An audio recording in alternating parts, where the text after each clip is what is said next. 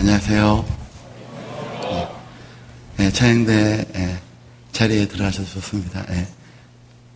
잘 지내셨죠?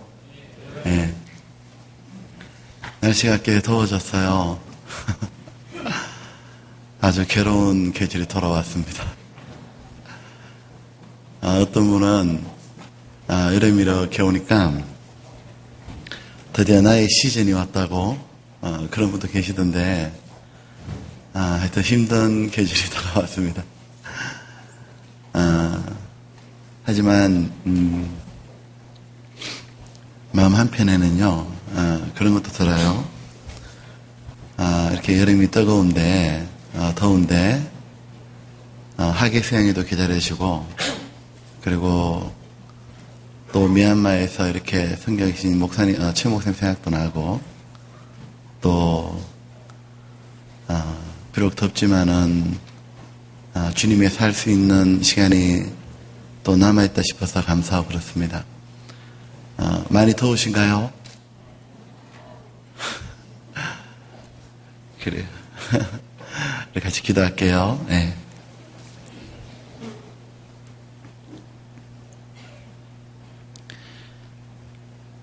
우리의 죄를 모두 용서해 주신, 죄를 한 번도 안 지은 사람처럼 평생의 죄를 모두 다 대신 형벌을 받아주신 예수님, 그러므로 아무 공로 없이 제가 아무것도 한 것이 없지만은 하나님 나라에 그저 들어갈 수 있는 이 놀라운 축복을 주셨음을 진심으로 감사를 드립니다. 그리고 저희들에게 이제부터 영원까지 함께 계셔서 저희들 마음속에, 영혼 속에 들어오셔서 저희들과 함께 거하시고 우리들에게 새로운 마음을 주시고 새로운 인생의 길을 걸어가도록 해주심을 진심으로 감사합니다.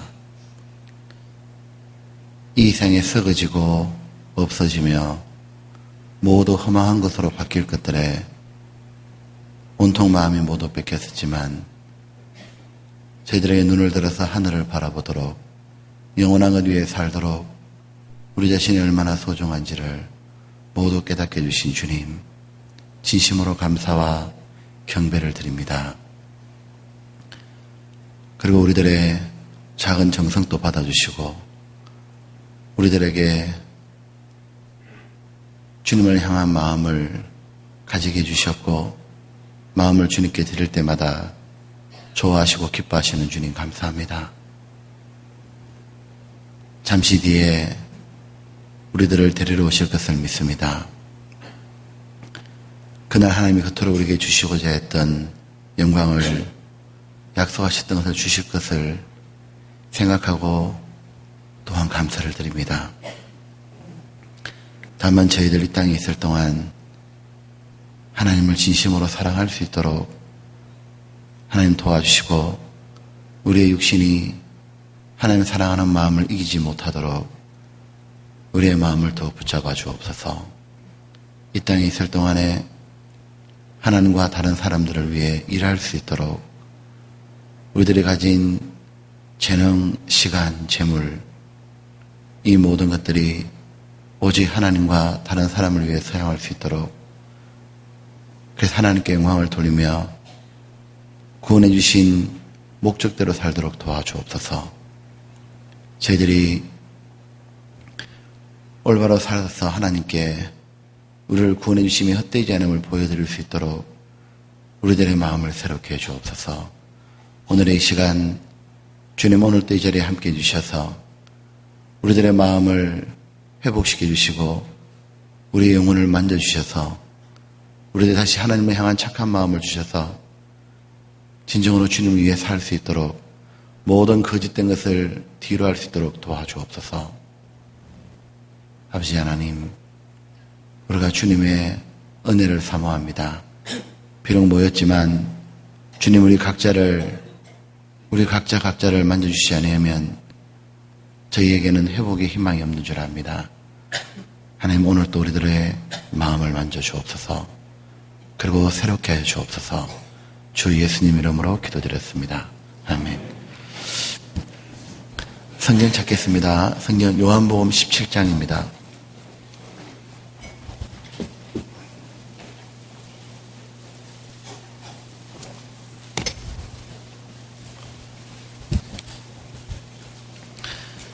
요한복음 17장 제가 잘 아는 구절을 보겠습니다. 3절입니다.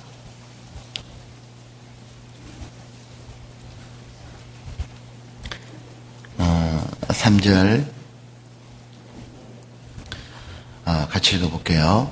영생은 곧 유일하신 참 하나님과 그의 보내신 자 예수 그리스도를 아는 것이니라.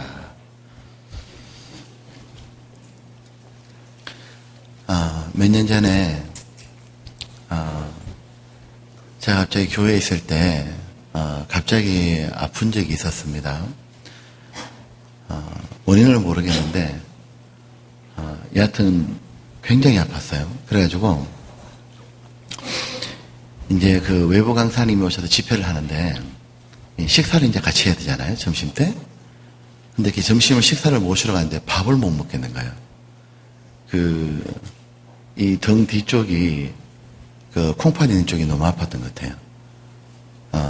그래서 그때 이게 너무 아파가지고요. 밥을 못 먹고 그렇게 일주일을 보내고 그다음에 제가 집회를 하는데 너무 그때 힘들었던 것 같아요. 그래가지고 도저히 안 돼가지고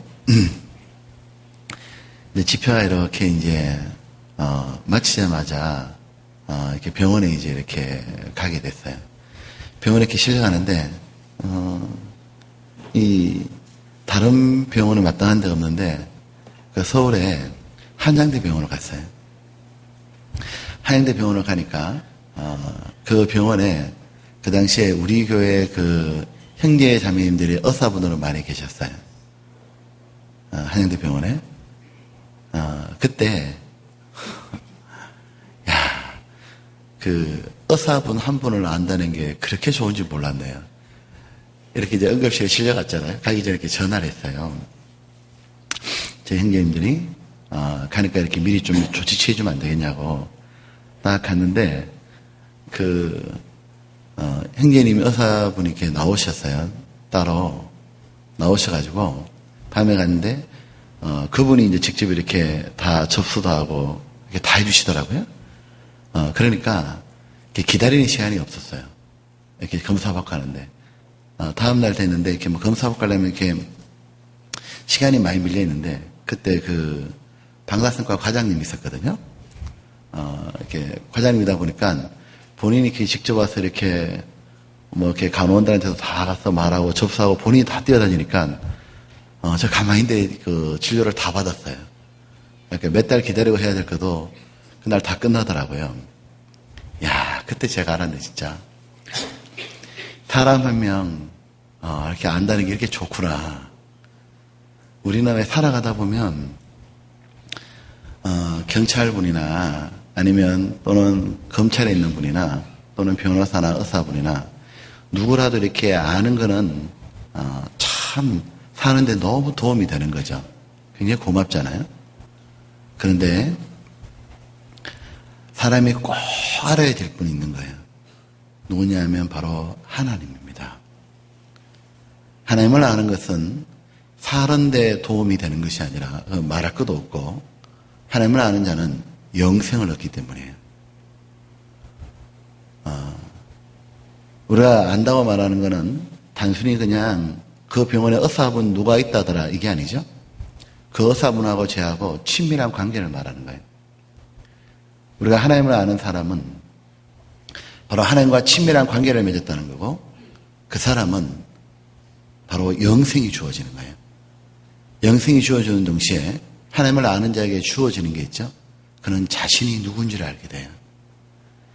자기가 얼마나 소중한 존재인지 자기가 하나님을 닮은 자고 하나님이 자기에게 모든 영광을 주고 싶어하는 사람들에게는 내가 어떻게 인식되는지는 몰라도 하나님께만은 가장 존귀한 자고 하나님의 모든 걸 주어도 아깝지 않은 자라고 그리고 자신이 이 땅에 무엇을 위해 존재하는지도 알게 돼요.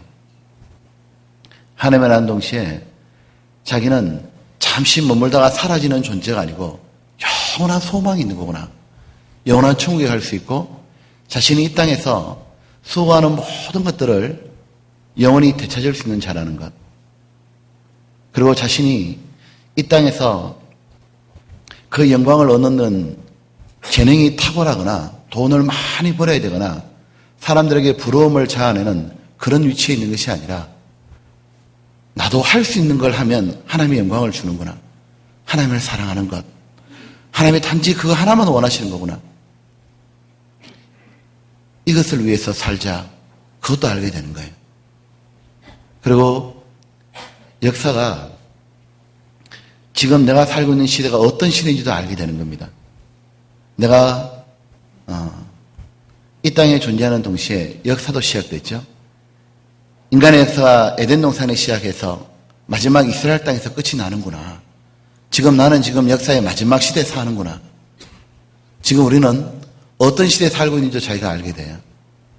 동시에 하나님이 준비한 그 천국에 오직 믿음으로 가는구나. 그냥 오직 예수님의 공로로 모두 용서해 주기 때문에 믿기만 하면 되는구나. 이 모든 것을 알게 되는 거예요. 그래서 하나님을 참으로 안다는 건 뭐냐면 그는 이 이상의 어두움에서 벗어나는 거예요. 이제는 무엇이냐면 어두울 때는 자기는 깜깜하게 살았던 겁니다. 어떻게 살지를 모르는 거예요. 우리 왜 칠흑 같은 어둠이 깔리는 시골길 있잖아요. 밤에 어릴 때 보면 어둠이 쫙 너무 짙게 배어서 달빛도 없는 그런 날은 시골길은 걸어가기가 굉장히 무서워요. 무덤 옆을 지나가기도 무섭고 갈 길을 몰랐잖아요. 인생길이 그렇잖아요. 인생은 앞날이 막막하고 두렵고 어떻게 살아야 될지를 몰랐던 거예요. 그런데 하나님을 딱 아는 순간 구원받는 순간이에요. 빛이 들어온 거예요. 나도 이제 왜 사는지를 알겠고 역사가 어떻게 흘러가는지도 알겠고 내가 얼마나 소중한지도 알겠고 이제 하나님을 아는 것은 바로 우리 마음속에 총명이 들어오는 거예요. 그래서 여러분 구원을 받는다는 것은 죄가 용서되었구나 단순히 그 사실만 깨달아지는 게 아니에요. 죄가 용서됨을 아는 동시에 자기 속에 무엇이 들어오냐면 지식이까지 새롭게 되어버린 거예요. 우리가 사람은 원래 탁월한 존재였습니다. 아담은 왜 모든 만물을 다스릴 수 있냐면 아담은 하나님을 아는 지식이 있었던 거예요. 그거를 인간만이 가지고 있는 영적인 총명이라고 그러는 거예요. Spiritual Understanding이라고 그러는 겁니다. 바로 사람은 하나님과 자기를 아는 지식이 있었던 거예요. 근데 인간이 아담이 타락하고 난 다음에 마귀가 인간에게 빼앗아간 게 무엇이냐면 죄가 들어오는 동시에 이 온 세상이 분명히 존재하는데 이 모든 만물을 누가 창조했는지 자기가 분명히 만들지 않았는 공기가 있고 물이 있고 햇빛이 있는데 이것이 없으면 살 수 없거늘 자기 스스로 생명도 만들지 않았거늘 이 모든 걸 누가 주었는지 무엇 때문에 주었는지 자신이 언젠가는 죽음 뒤에 떠나게 될 텐데 자기는 반드시 태어났으면 언젠간 죽게 되는데 죽음 뒤에 무슨 일이 있는지 자기가 무엇을 위해 살아야 되는지 이 모든 걸 다 잃어버린 거예요.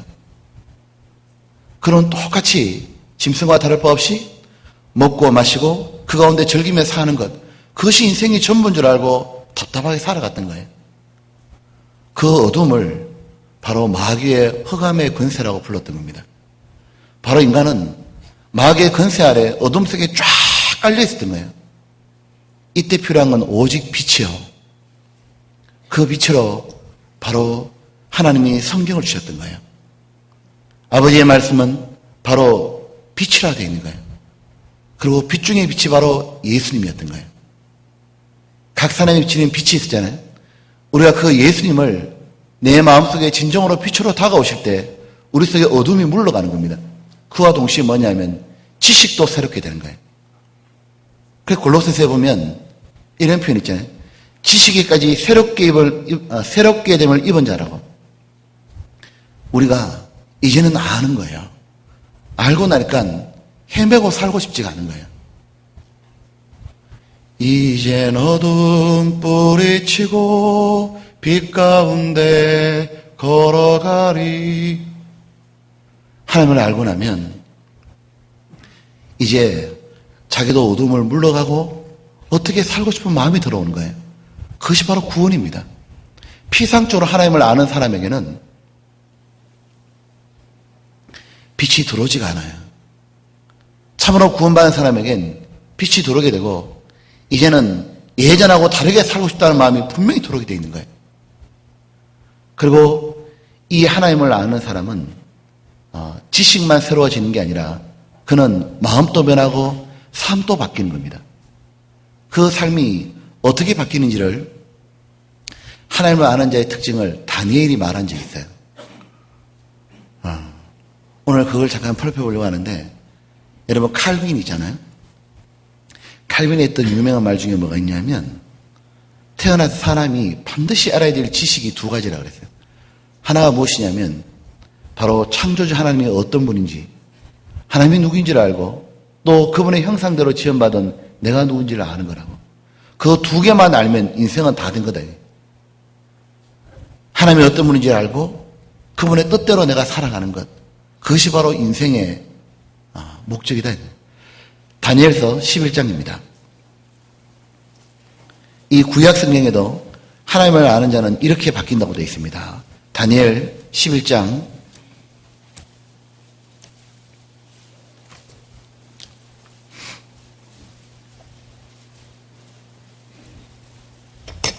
11장에 보면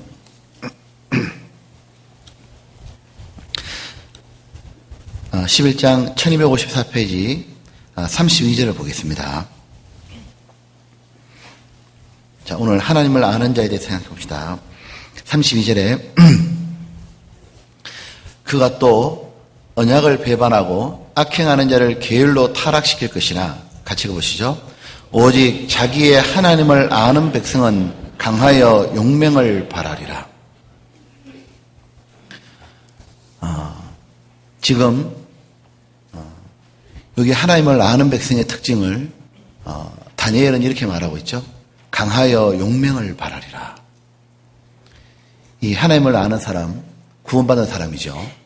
구원받은 사람은 인간은 원래 연약한데 강해지는 겁니다.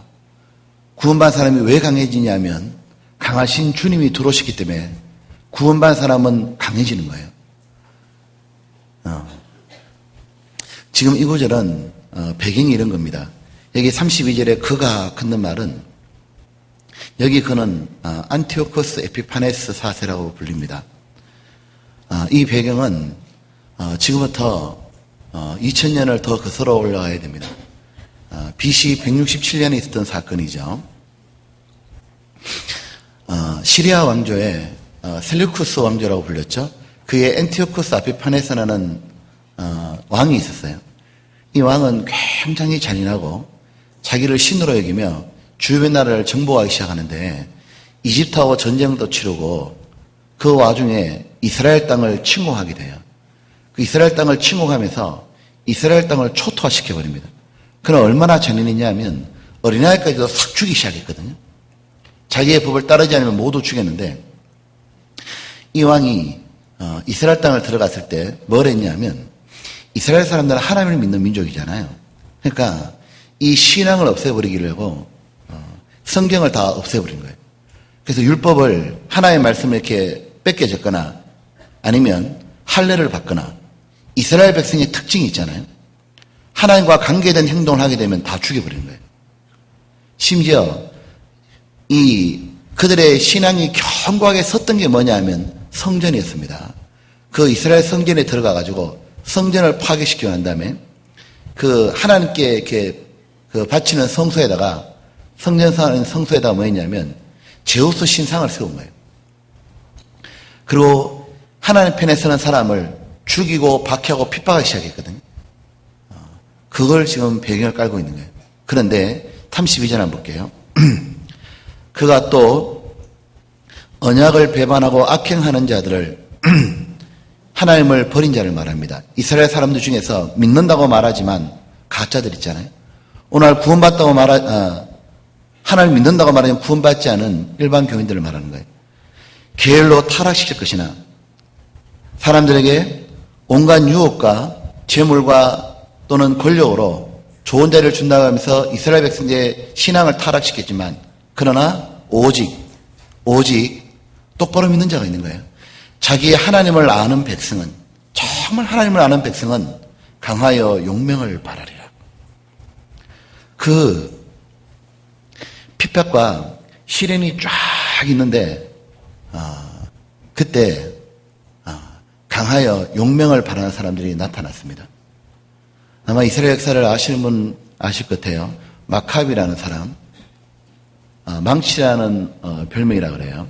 이 마카비가 하나님에 대한 신앙을 없애버리려는 걸 견디지를 못한 거예요. 그래서 그는 경건한 유대인들과 더불어서 결국은 봉기를 일으키게 돼요. 그래서 결국은 3년 동안 투쟁하고 난 다음에 기어코 이 안티오쿠스 에피파네스를 쫓아내고 다시 하나님의 성전을 되찾아가지고 하나님께 다시 바치게 됩니다. 그걸 기념한 게 수전절이라고 불리는 거예요. 그 배경을 두고 있는 거예요. 그런데 놀라운 거는 다니엘 11장은 이런 일이 일어나기 약 한 400년보다 더 전에 예언이 되어 있었다는 거예요. 이 예언이 문자 그대로 이루어진 게 다니엘 11장이었던 겁니다. 자, 보면 하나님을 아는 백성, 구원받은 사람의 특징이 뭐냐면 강하여 용명을 바라려 그랬죠. 구원받은 사람은 강한 겁니다. 어떤 면에서 강하냐 하면 바로 그 어떤 신앙에 대한 핍박과 환난과 역경이 있어도 구원받은 사람은 강한 거예요. 이 다니엘의 3명의 친구 기억하시죠? 이 3명의 친구가 느부갓네살 왕이 자기의 신상을 만들어 놓고 여기에 절하지 않으면은 팔팔 끓어오는 풀무불에 쇠를 녹이는 불이잖아요. 집어 넣어버린다 그랬으면. 사람은 누구나 자기의 생명 앞에 두려움을 느끼는 당연한 거고 특별히 얼마나 뜨거운 불이에요. 그런데 이 어린 3명의 친구들이 강한 거예요. 놀라운 겁니다. 모든 협박 가운데 무너지는데 안 무너지는 겁니다. 그들은 했던 유명한 말이 있는 거예요. 그들은 자기를 죽일 수 있는 그 절대 권력을 가진 왕 앞에서 그들은 말하기 시작하죠. 예, 하나님이 우리를 지켜주실 겁니다. 그러나 하나님이 지켜주지 않는다 할지라도 그리 아니하실지라도 우리는 왕이여 아옵소서 신상 앞에 절대로 절할 수 없나이다. 왕이여 우리 하나님이 전능하신 하나님이 우리를 지킬 거라고. 그러나 설령 하나님이 우리를 죽음에 버린다 할지라도 그리 아니하신다 할지라도 우리는 신상에 절할 수 없나이다. 그들은 어린 학생들이었지만 또는 그런 조금 자란 청년이었을 수 있죠. 그랬지만 그들은 강했습니다. 무너지지 않는 거예요. 모세를 보십시오. 하나님을 참으로 아는 백성인 모세는 바로가 협박했잖아요. 안 무너지는 겁니다. 결코 뭐냐면은 한 명까지라도 다 데리고 나가야겠다고. 이집트에 나가야겠다고. 그런데 그건 역대 기독교 역사뿐만 아니라 오늘날도 그런 일이 벌어지는 거예요. 제가 서울에 있을 때 그런 분을 봤다니까요. 이분이 자매님인데요. 이 남편이 얼마나 핍박을 심하게 했냐면 제가 한번 말씀드렸던 것 같아요. 아내가 교회를 간다 그러니까 그걸 못 견뎌 두드려 패는 거예요. 근데 아내가 집안에서 못하느냐 그게 아니에요. 그냥 아내가 제가 구원받고 난 다음에 정말 자기가 예수님을 사랑하고 정말 교회를 가고 싶다고 두드려 패는 거예요. 패는데 때려도 교회 간다 그러지 구원받아라 그러지 전도하지. 그러니까 이 남편이 때려도 안 되고 집안에 가둬도 안 되고 어떻게 해도 안 되니까 이 남편이 했던 방법이 뭐냐면 나중에 정말 죽인다 그런 거예요. 그러니까 실제로 이 남편이 식칼을 들은 거예요. 들어가지고 실제로 어떻게 했냐면 아내를 찌르려 하다가 찌르지는 않았어요. 대신에 이렇게 머리카락도 베어버리고 뭐 폭행해가지고. 근데 한 번은 이 남편이 도저히 이 정도 위협은 안 되겠다고 생각했던지 아내를 죽이겠다고 어떻게 했냐면 술을 먹고 와가지고는 이 남편이 집안에 이렇게 이제 너는 도저히 때려도 안 되니까 그냥 우리가 같이 죽자고. 같이 죽자 가지고 이 방에 아파트였는데 이 방에 그 모든 창문을 다 이렇게 닫은 거예요. 닫고 난 다음에 이 가스레인지를 틀은 거예요. 가스를. 불을 안 붙이고. 그러니까 이 방 안에 이제 가스가 이렇게 이렇게 이제 잠기잖아요. 이렇게요. 잠겨 있는데 뭐 하느냐 하면 라이터를 딱 틀은 거예요. 라이터를 딱 켜면은 다 죽는 거예요. 협박하는 거예요. 라이터를 딱 뜨면서 예수 믿을래 안 믿을래? 그리고 라이터를 켠다 그랬어요. 아내가 뭐라 했을 것 같아요? 이 자매님이 그런 말 했다 그러더라고. 나는 죽어도 되는데 당신은 죽으면 안 되니까 그냥 전 켜고 싶으면 차라리 내가 켤게. 당신 나가라고. 그러니까 이 남편이 열이 받아가지고 같이 죽자고 라이터를 켜버린 거예요. 근데 켜는데 이 불독이 안 튀는 거예요, 이게. 그게 유명한 감정이에요. 이게 켰는데 이 불독이 안 켜는 거예요. 그러니까 이 남편이 라이터를 이렇게 뭐 그냥 조작을 했는지 모르겠지만 하여튼 이 불독이 안 켜는 거예요. 불독이 안 켜니까 이 남편이 욕을 막 하더니 이게 죽을래도 안 죽어진다고.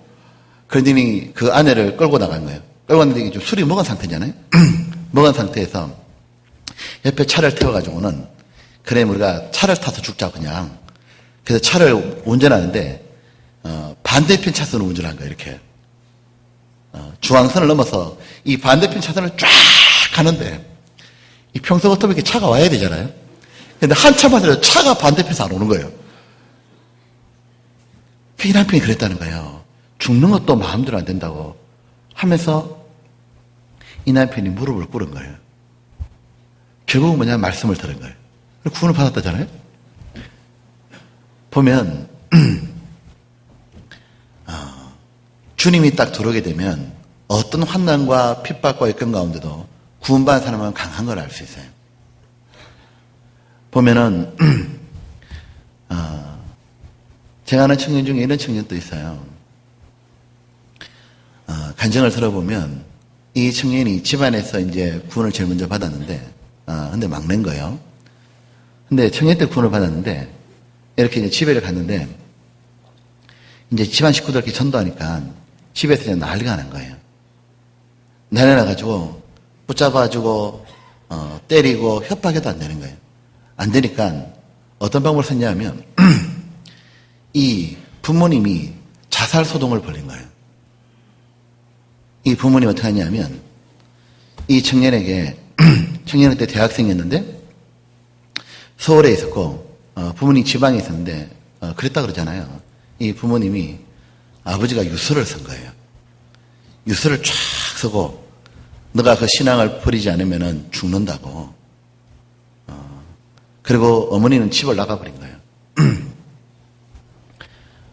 그랬는데 딱 한마디를 요구했던 거예요. 그 청년에게. 뭐라고 말했냐면 그래 예수 안 믿는다. 그 말 한마디만 하라고. 그리고 너 다시 올라가서 네가 다니든가 말든가 그거는 네가 알아서 하라고. 주변 사람들도 얘기하는 거죠. 그 청년에게 그냥 한마디만 하고 그러면 부모 앞에서 안 믿는다 말하고 올라가서 그냥 서울에 가서 너 편안하게 그냥 신앙생활 하라고. 그 신앙을 누가 말리겠냐고.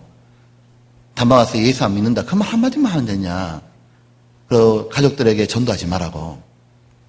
이제 그랬는데 그런 상황이 이어지는데 그 청년이 신앙을 안 접으니까 엄마가 집을 나가버린 거예요. 그 엄마가. 집을 나갔는데 행방불명이 된 거예요. 근데 아버지는 어떻게 하냐면 유서를 적은 거예요. 유서를 적어가지고 엄마가 보름 동안 안 들어오는데 이제 유서를 아버지가 쫙 적어가지고 아버지는 만약 국기를 끊어버린 거예요. 그리고 옆에다가 술을 갖다 놓고 대병으로 소주를 마시는 거예요. 그리고 뭐냐 하면은 신앙을 포기하든가 부모를 버리든가 둘 중 하나라고. 사람은 보면 자기가 그냥 핍박을 받고 맞고 이런 거는 견디기가 쉽잖아요. 근데 마귀가 항상 마지막 노리는 게 뭡니까? 인정줄이라는 거예요. 야, 이렇게까지 해서 정말 내가 신앙을 지켜야겠냐. 부모가 다 죽고 난 다음에 죽어버리고 나면 구원을 못 받고 돌아가시는데 이게 뭔 소용이 있겠냐. 일단 부모를 살리고 봐야 되지 않겠냐. 그런 마음도 들잖아요. 그리고 신앙을 버리고 싶잖아요. 근데 그 청년이 그랬다 그런 거예요. 그래. 하나님이 가장 강한 분이라고. 너희가 주보다 강하냐. 그 성경처럼 하나님이 가장 강한 분이니까 청년이 너무 연약하지만 하나님께 붙는 거예요. 하나님, 나는 이 상황을 내가 견딜 수도 없고 이 상황을 내가 바꿀 수도 없고 너무 연약하니까 강하신 하나님께 모든 걸 부탁드린다고. 하나님의 모든 상황을 바꿔달라고. 그리고 하나님께 부모님의 생명까지도 맡겼다 그러잖아요. 어떻게 됐을까요? 부모님 돌아가셨을까? 나중에 그 간증을 들어보면 부모님이 포기한 거예요. 결국 부모님, 그 아버지는 구원받고 돌아가셨다 그러고 그러잖아요.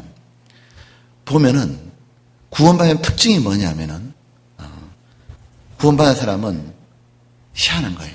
사방에 우겨삼을 당하여도 망하지 않는 거예요. 꼬꾸라뜨리지가 않는 거예요. 왜냐하면 주님이 들어오신 거예요. 고린도후서입니다.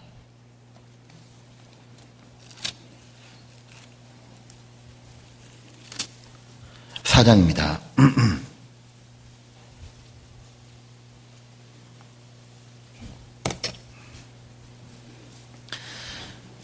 4장에 보면 이래 돼 있죠. 8절에 8절 9절을 같이 봅시다.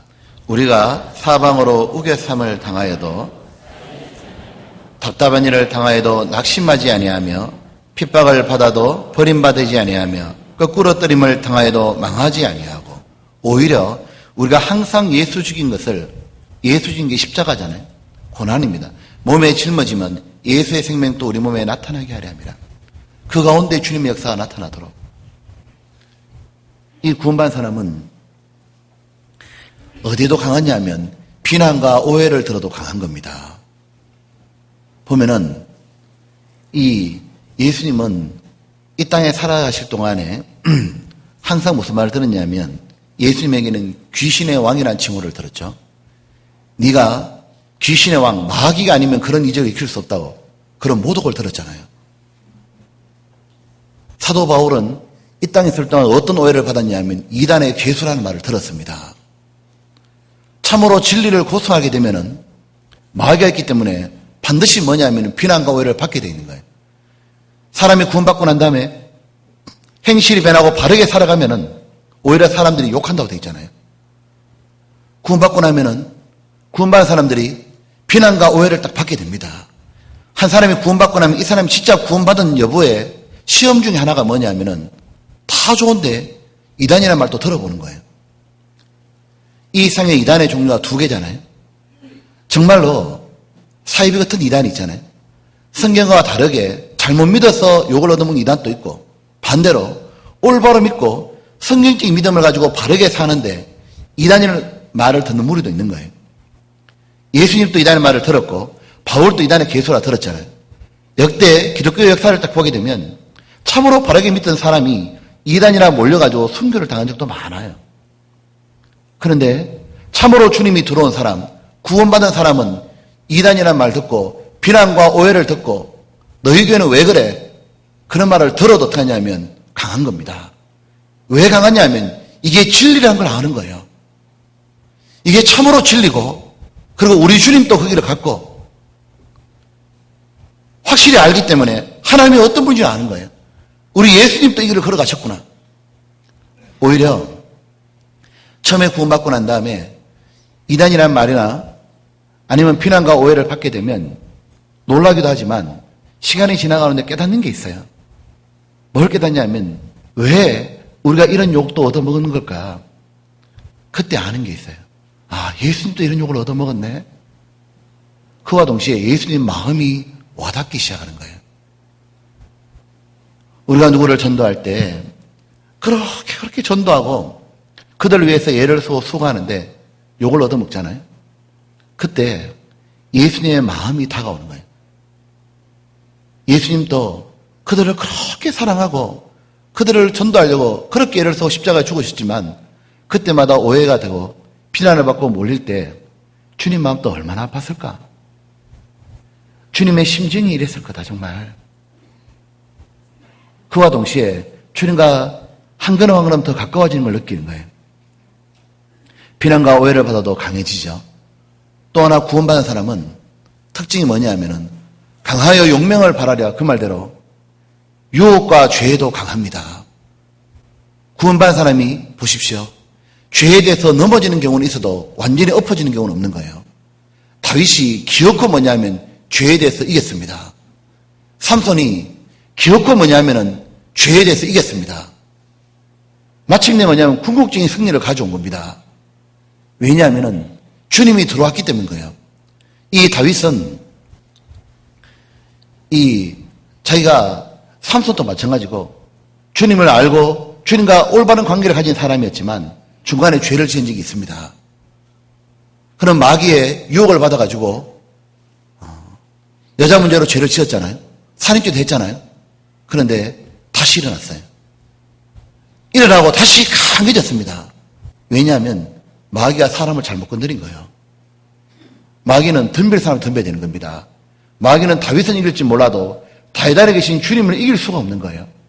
우리가 구원을 받았다는 증거가 뭐냐면 주님이 우리 안에 계시기 때문에 죄에 대해서 기어코 이기는 거예요. 왜냐하면 구원받은 사람은 죄를 계속 짓고 살아갈 수가 없는 거예요. 왜냐하면 주님이 안에서 탄식하고 싸워주는 겁니다. 주님은 용서한 겁니다. 가장 위대한 용서이기 때문에 주님은 죄와 싸워서 이기는 분인 겁니다. 구원하실 때도 죄와 싸워 이겼고 주님은 우리 안에 계시면서 뭐냐면은 죄와 싸우는 겁니다. 그 누구도 죄를 이기지 못하는 겁니다. 그러나 딱 한 종류의 사람이 이기는 겁니다. 누가 이기느냐 하면 하나님께로 난 자마다 세상을 이기느니라. 이기는 믿음이 이것이니 곧 예수 그리스도를 믿는 믿음이니라 그런 거예요. 참으로 구원받은 사람은 뭐냐면 시간이 지나면 죄에서 벗어나게 되어 있습니다. 망가졌다 싶은데 다시 일어나게 되는 겁니다. 7번 넘어져도 8번 일어나는 거예요. 왜냐하면 주님이 안에서 일어나라고 말하는 거예요. 엎어지는 게 아니라 다시 일으켜주는 겁니다. 계속 그렇게 살 수 없도록 마음에 너무 아픔도 주고 인생에 대한 험한 길도 허락하시고 가시와 담벼락도 허락하고 그렇게 사는데 아무런 기쁨과 만족이 없다는 걸 주시는 거예요. 주님이 내 안에서 뭐냐면 결국 갈등을 일으켜서 모든 상황을 만들었어도 다시 뭐냐면 주님께 돌아오도록 만드는 겁니다. 그래서 궁극적으로 뭐냐면은 구원받으면 이기게 되는 겁니다. 우리 왜 찬송가 213장 부르잖아요. 보면 때로는 넘어져도 최후 승리를 믿노라. 때로는 넘어져도 최후 승리를 믿노라. 미가 씁니다.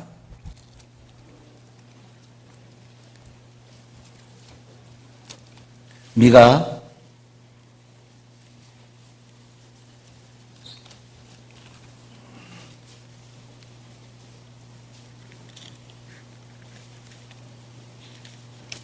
7장입니다.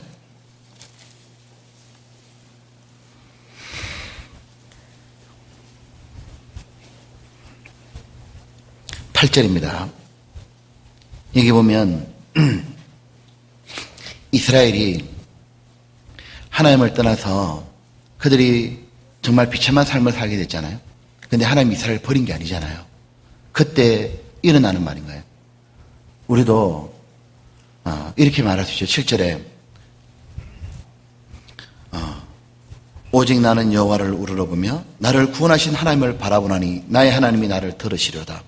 8절에 나의 대적이여 나로 인하여 기뻐하지 말지어다. 나는 엎드러질지라도 일어날 것이요 어두운 데 앉았을지라도 여호와께서 나의 빛이 되실 것이므로다. 9절 내가 여호와께 범죄하였으니 주께서 나를 위해 심판하사 시온하시기까지는 그의 노를 당하려니와 비록 내가 징계를 받겠지만 주께서 나를 인도하사 광명이리 하시리니 내가 그의 의를 보리로다. 나의 대적이 이것을 보고 부끄러워하니 그는 전에 내게 말하기를 내 하나님 여호와가 어디 있느냐 하던지라. 그가 거리에 진흙끝이 밟히리니 그것을 내가 목도하리로다. 아마 마귀는 그랬을 거예요. 마귀는 삼손이 이 하나님의 능력을 받아가지고 삼손은 이스라엘의 빛이었습니다. 블레셋과 전쟁을 치르는데 낙의 택배 하나로 사람을 1000명을 죽였던 하나님의 큰 용사였습니다. 근데 이 마귀가 보니까 이대로 있다가는 마귀 자기 나라가 다 뺏길 거잖아요. 그 삼손에게 마귀는 들릴라는 여자를 보냈죠. 그리고 삼손이 자빠졌습니다. 들릴라의 무릎에 베어가지고 바로 삼손은 모든 걸 다 잃은 것 같았어요. 자기의 승리의 비결이 머리카락에 있었는데 바로 하나님이 자기의 승리의 원동력이지만 삼손은 들릴라의 무릎에 베고 그는 자기의 힘이 머리카락에 있다고 말해줬습니다. 여러분 그 스토리 다 아시죠? 그 삼손이 빠진 여자 이름이 뭐예요? 고릴라는 아니잖아요. 고릴라. 별로 이쁠 것 같지는 않는데 하여튼 들릴라 이름이. 근데 그 여자의 무릎에 베면서 삼손은 어떻게 했냐면 자기의 힘이 어디서 나오는지를 알려줬어요. 그는 바로 머리카락에 있다고. 매일 여자가 하도 쪼르고 간청하니까 그 말을 해주잖아요. 근데 자기가 그토록 사랑한다고 믿었던 들릴라에게 삼손은 배신을 당한 거예요. 어느 날 자고 딱 일어나 보니까 늘 자기가 품에 안고 있었던 들릴라가 없죠. 블레셋의 병사가 쳐들어오는데 보니까 힘을 쓰려고 하는데 힘이 안 되는 거예요. 들릴라는 없는 게 아니라 자기 머리도 없어진 거예요. 머리카락도. 삼손이 나중에 한 행동이 뭐냐면은 이런 일이 벌어졌잖아요. 짐승처럼 끌려가가지고 두 눈이 뽑혀버렸어요. 두 눈이 뽑히고 소가 하는 일을 삼손이 하고 있습니다. 블레셋 사람이 조롱하는 그 가운데 이 맷돌을 삼손이 끌고 다니는 거예요. 이렇게 돌리는 거예요. 그는 짐승이 하는 일이잖아요. 삼손이 너무 비참해졌잖아요. 보면은 구원받은 사람이 이런 거 있잖아요. 죄에 빠질 때는 어떤 거냐면 복잡한 게 아닙니다. 구원받은 사람이 죄에 빠지게 되는 건 무엇이냐면 그는 하나님을 버리는 거예요. 존 오웬이 이런 말 했거든요. 자기가 죄를 지을 때는 하나님의 얼굴에 침을 뱉는 거라고. 구원받은 사람이 죄를 지을 때는 뭐냐면 십자가에다 침을 뱉는 거다. 그렇게 생각하면 된다 그랬어요. 왜냐하면 자기가 죄를 지을 때는 다른 말로 하면 하나님을 버리기로 결정한 거예요. 그리고 죄를 짓잖아요. 삼손은 들릴라의 무릎을 선택하고 하나님을 버린 겁니다. 그는 이스라엘을 버린 거예요. 그는 마치 구원받은 사람이 죄를 지을 때는 하나님을 버리고 자기가 인도할 많은 영혼들을 뒤로 버리는 거예요. 그리고 자기는 여전히 자기 생각과 자기 구자, 자기 죄대로 살아가는 겁니다. 그런데 그렇게 하나님을 버리고 선택했던 거 있잖아요. 그것이 그렇게 자기의 기쁨을 주는 줄 알았거든요. 바로 삼손은 들릴라가 하나님을 버린 것보다 훨씬 더 큰 기쁨을 줄 줄 알았잖아요. 그런데 시간이 딱 지나간 다음에 그렇게 사랑했던 것에 말할 수 없는 배신을 당하게 되는 거예요. 그리고 두 눈이 다 뽑힌 것처럼 짐승 같은 삶을 살고 있다는 걸 자기가 발견하게 되는 겁니다. 보면 구원받은 사람이 하나님을 버리고 자기를 기쁘고 행복해 줄 거라고 믿었던 죄를 선택하잖아요. 언젠가는 자기가 선택했던 그 죄에 대한 배신을 당하게 되는 거예요. 그렇게 자기의 기쁨을 줄 줄 알았는데 그것 때문에 뭐냐면 자기에게 씻을 수 없는 큰 아픔을 다시 되돌아오는 거예요. 그러고 난 다음에 두 눈이 뽑혔다는 걸 자기를 보게 되죠. 삶의 방향을 잃어버린 거예요. 어떻게 살아야지를 모르는 거, 봉사가 되니까.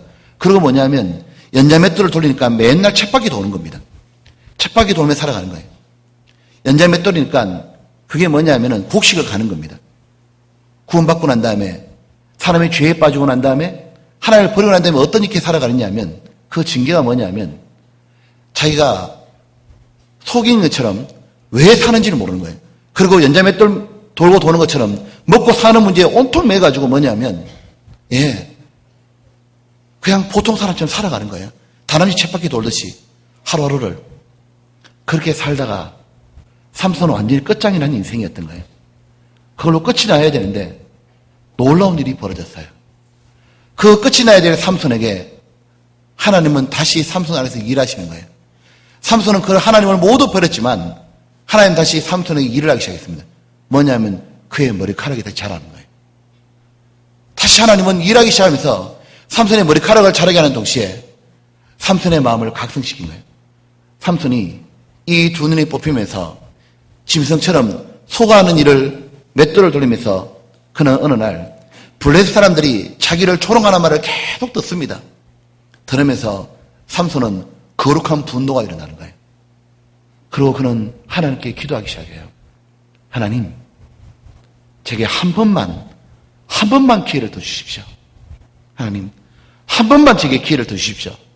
하나님, 제가 죽어도 좋사오니, 하나님, 내가 죽어도 좋으니까 하나님 제게 기회를 주셔서 저를 조롱하고 하나님을 멸시하는 저 블레셋 인간들을 함께 제가 죽기를 원하나이다.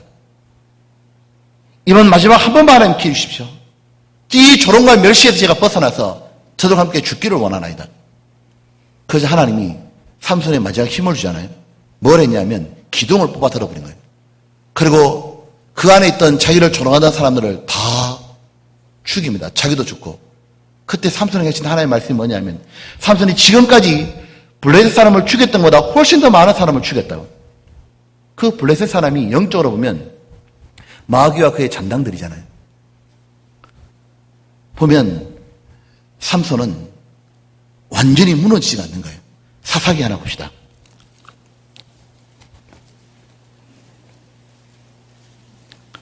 사사기 16장입니다.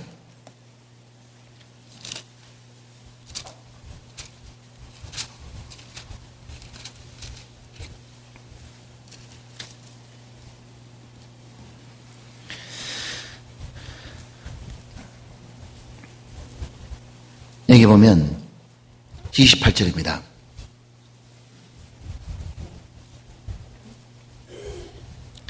여기 28절에 보면 이래 말했죠. 삼손이 여호와께 부르짖어 가로되 주 여호와여 구하옵나니 나를 생각하옵소서. 하나님이시여 구하옵나니 이번만 나로 뭐라 했습니까? 강하게 하사. 블레셋 사람이 나의 두 눈을 뺀 원수를 단번에 갖게 없소서 하고 집을 버틴 두 가운데 기둥을 하나는 왼손으로 하나는 오른손으로 껴 의지하고 가로되 블레셋 사람과 함께 죽기를 원하노라 하고 힘을 다하여 몸을 굽히며 그 집이 곧 무너져 그 안에 있는 모든 방백과 온 백성이 덮이니 삼손이 죽을 때 죽인 자가 살아있을 때 죽인 자보다 더욱 많았더라. 그리고 삼손은 이러한 장렬한 순교를 하였고 그의 일생에 대해서 하나님은 이렇게 평가했습니다. 하나님 뭐라고 평가했냐면 삼손 중간에 땡땡이 쳤다. 삼손 중간에 날 부리고 들릴라 품 안에 들어갔다. 그렇게 그의 인생을 토막낸 게 아니에요. 하나님은 놀랍게도 삼손 어떻게 평가했냐면 히브리서 11장을 딱 보게 되면 믿음의 사람들이 쫙 나오잖아요. 거기에 그 위대한 명단에 누굴 집어넣냐면 삼손을 딱 집어넣어 준 거예요. 하나님은 최후 승리를 주길 원했던 거예요. 여러분 보면 이번만 나로 강하게 하사. 이 구원받은 사람은 뭐냐면은 참으로 주님이 들어오게 되면은 이런 마음이 들어오는 겁니다. 우리가 정말 구원을 받았다면 오늘 우리 가운데 이런 마음이 들어올 거예요. 우리 중에 혹 세상의 죄에 빠져 있는 분이 있습니까? 혹 이 죄를 도저히 못 끊을 것 같은 그런 분들이 있습니까? 아니면 정말 이 죄에 지금 끊어버리고 싶은 그런 마음 들고 있는 분이 있습니까? 누구라도 다 괜찮아요. 다 똑같은 마음이 있을 거예요. 이렇게 살고 싶지는 않다. 이렇게 정말 살고 싶지는 않다고. 다시 나도 하나님께 돌아오고 그리고 정말 하나님 앞에 귀하게 사용받고 쓰임받고 싶다고. 그러면 똑같이 삼손처럼 기도하면 돼요. 하나님, 제가 주님이 제게 힘을 달라고 하나님 저를 강하게 해달라고 내가 이렇게 살다가 죽어도 좋으니까 하나님 나도 한번 똑바로 살다가 죽게 한번 해달라고. 하나님 저도 제 주변의 사람 한번 전도하고 제 가족도 한번 전도하고 나도 하나님 앞에 정말 사랑받는 사람 한번 되어서 그렇게 살다가 죽게 해달라고. 이렇게 살다가 죽어도 정말 좋다고 하나님. 하나님 그를 강하게 만들 거예요. 주님은 우리를 하나님을 아는 자의 특징이 강하기 때문에 시편 129장입니다. 못 이깁니다. 마귀가 시편 129장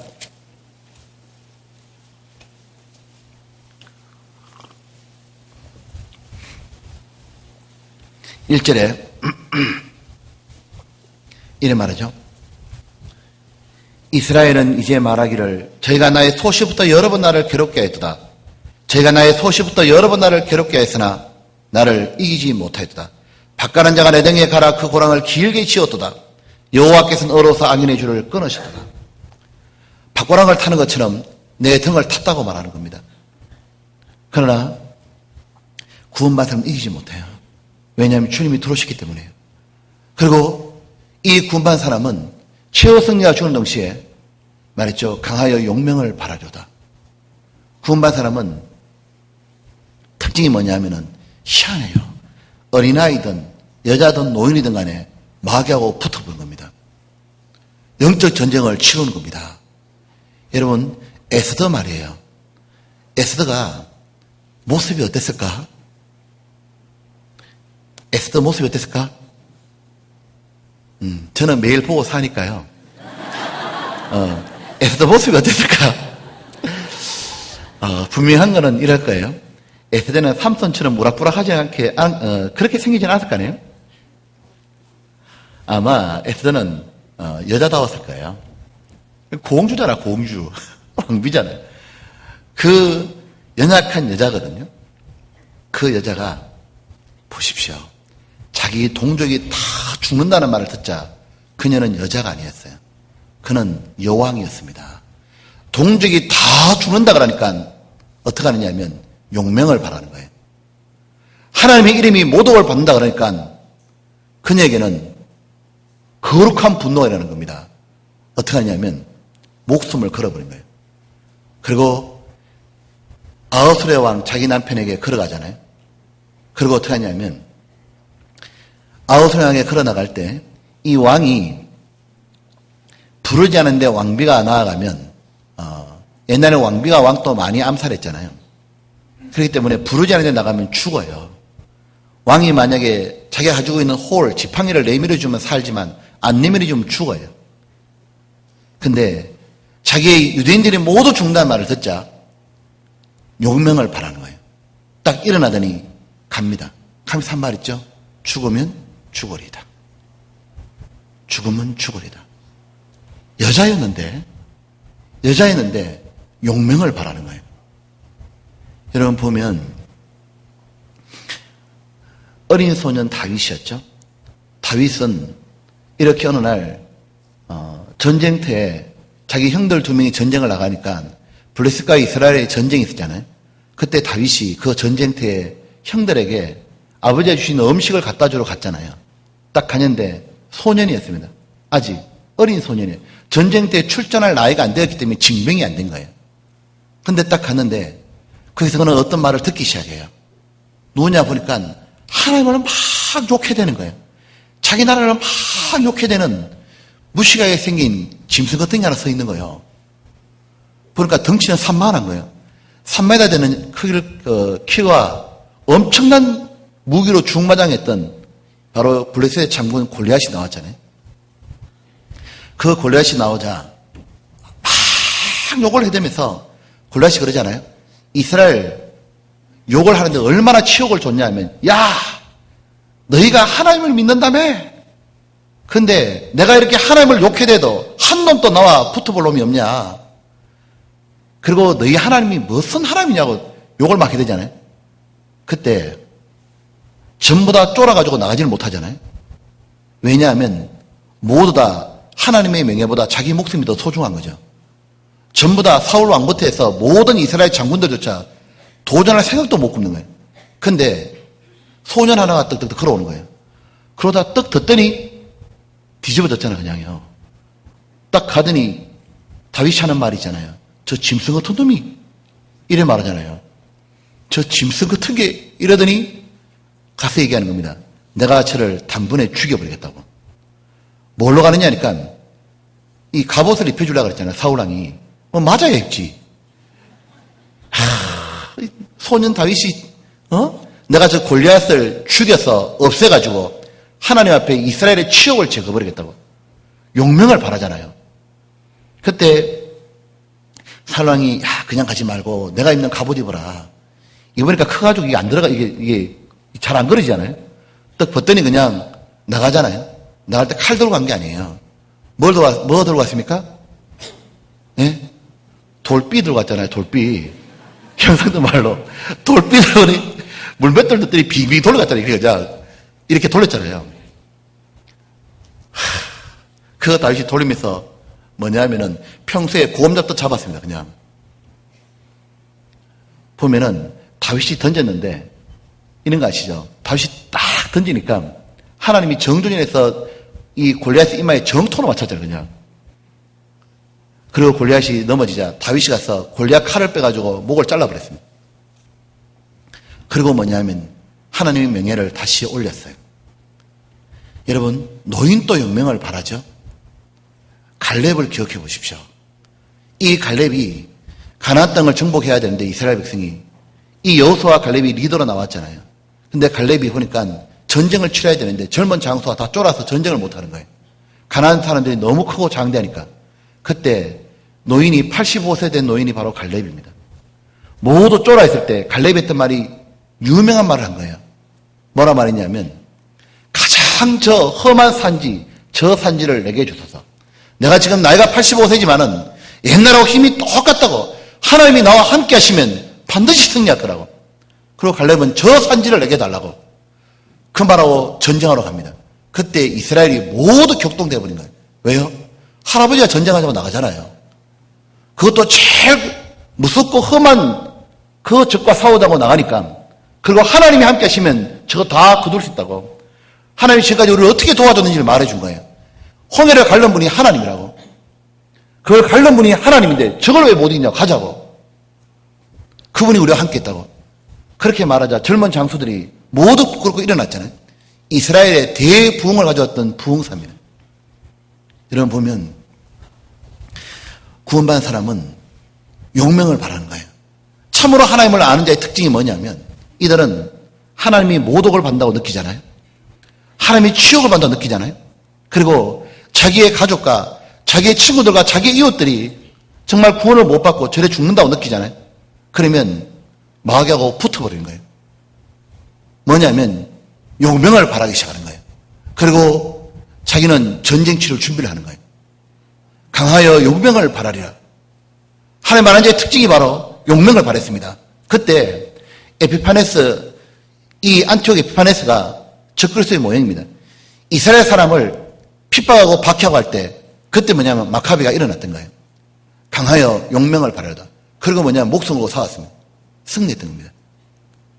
그런데 보면 우리 이런 거 하잖아요.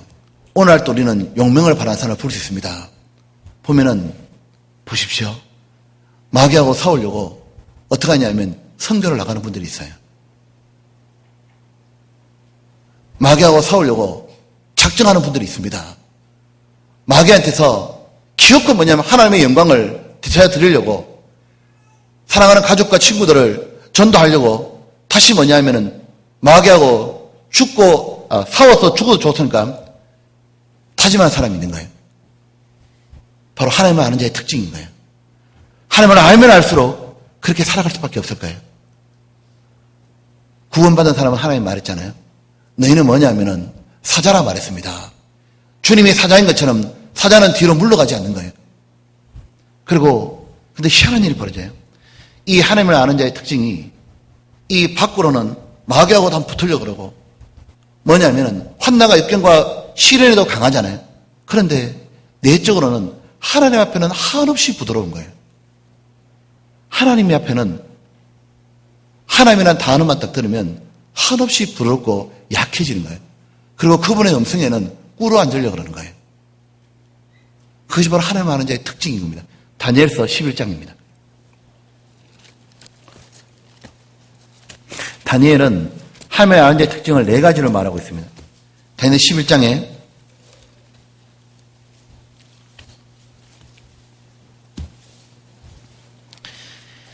여기 보면 36절입니다.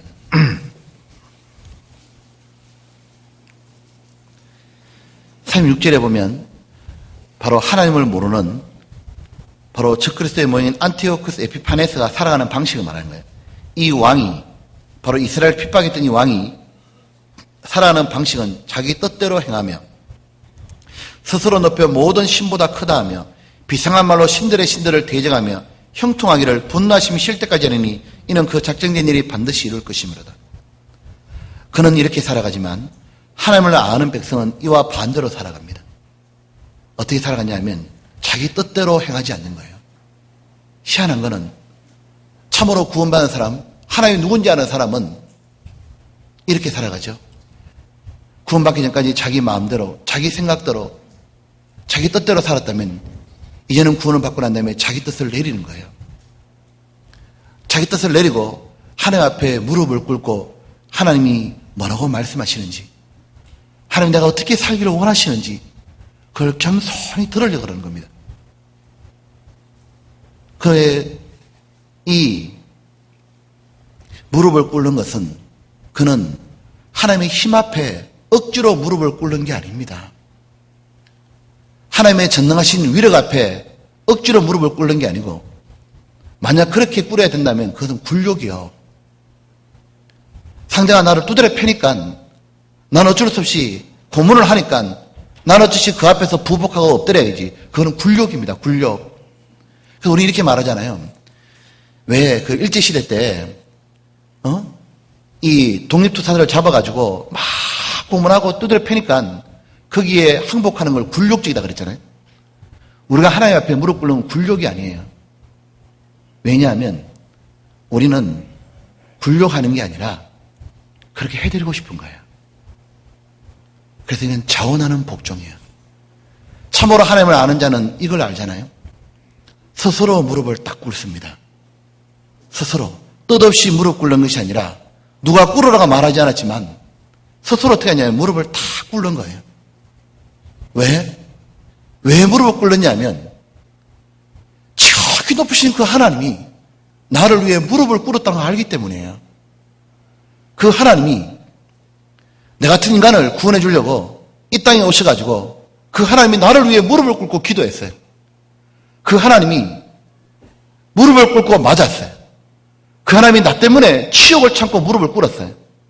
그걸 알고 나니까 꿇으라 말 안 해도 무릎을 탁 꿇고 하나님 앞에 내가 하나님 뜻대로 제가 나머지 인생을 꼭 살아드릴게요. 그것이 바로 참으로 구원받은 사람의 마음인 거예요. 누가 그렇게 간증합니다. 구원받은 간증을 한번 해보라고. 그저께 이렇게 우리가 새벽까지 교제하는데 한번 구원받은 간증을 해보니까 어떤 형제님이 그렇게 간증을 해요. 그렇게 말씀을 듣기 싫어서 자기가 도망다니고 그랬대. 도망다니다가 어쩔 수 없이 누나한테 이렇게 끌려와가지고 말씀을 듣기 싫었는데, 원래 말씀은 형이 듣기로 돼 있는데 그 형이 자기가 듣기 싫으니까 네가 들어라. 그래서 굴욕적으로 듣게 된 거죠. 그래서 일주일 동안 말씀을 탁 듣는데 듣기 싫은 걸 들었지만 마지막 날에는 받겠다 이거지. 그래 구원간증을 쭉 하는데 구원간증 이렇게 해요. 말씀을 탁 듣고 난 다음에 예수님이 자기를 구원했다는 얘기를 알았잖아요.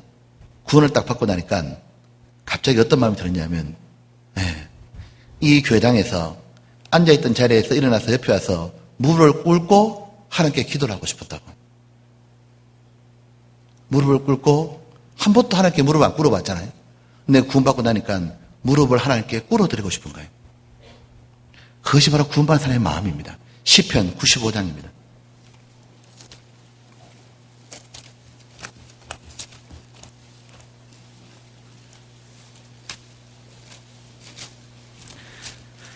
(95장) 6절입니다. 오라 오라 우리가 굽혀 뭐라 했습니까? 경배하며 우리를 지으신 여호와 앞에 무릎을 꿇자. 대저주는 우리의 하나님이시여. 왜 무릎을 꿇자 그러니까 우리 하나님이시여. 우리는 그의 기르시는 백성이며 그 손의 양이라. 너희가 오늘날 그 음성 듣기를 원하노라. 그냥 폭행과 압제 가운데 무릎을 꿇는 게 아니에요. 바로 하나님의 사랑 때문에 무릎을 꿇어지는 거예요. 여러분, 하나님은 언제나 우리에게 원하셨던 것은 뭐냐면 설득이고 설복이었어요. 하나님이 너 내 안 믿어? 뒤통수를 때리고 등을 발로 밟고 옆구리를 차면서 볼을 때리면서 너 꿇어. 그렇게 한 적이 한 번도 없다는 거예요. 하나님은 우리에게 언제나 뭐냐 하면은 조용히 다가오셨어요. 우리를 잠잠히 사랑한다는 말대로 조용히 다가오셔서 믿을 만한 증거를 주시고 믿으라고. 제발 좀 믿으라고. 얼마나 못 믿었으면 주님이 우리를 사랑한다는 걸 믿게 하려고 십자가에서 죽으신 거예요. 너는 나를 사랑한 적이 없지만 내가 너를 사랑했다고. 그 십자가에서 내가 죽어서 네 모든 형벌을 내가 다 받아 주었다고. 그래도 이걸 안 믿을 거냐고. 우리가 그 사랑을 받아들일 때 우리 마음의 첫 번째라는 게 뭐냐면 바로 주님 앞에 무릎을 꿇어드리고 싶은 거예요. 그래서 하나님 앞에는 한없이 부드러운 거예요. 하나님이 말씀하시면 들어들려 그런 거예요. 여러분, 그렇지 않습니까? 우리가 구원을 받고 난 다음에 변화가 뭡니까? 참으로 하나님을 알았다는 말이 이 히브리 말로 야드입니다. 야드는 그냥 아는 게 아니에요. 정말 참으로 구원을 받은 사람의 특징이 무엇이라 말할 수 있어요? 이렇게 말할 수 있잖아요. 만약에 그 누구도 내한테 이렇게 살아라, 저렇게 살아라, 그거 강요할 수 없어요.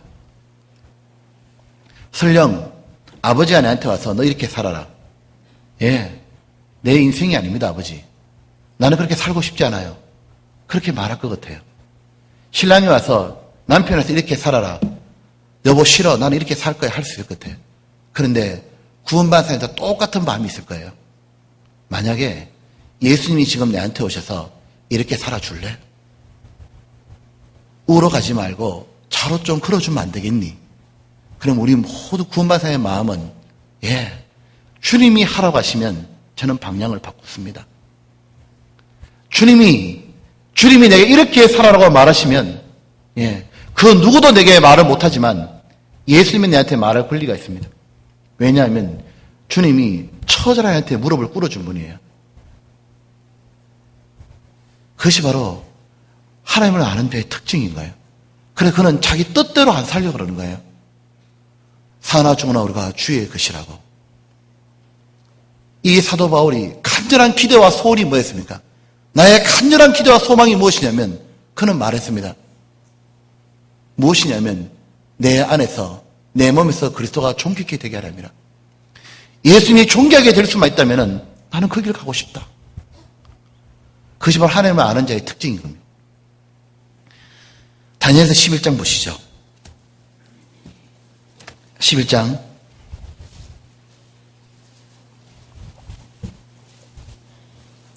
36절에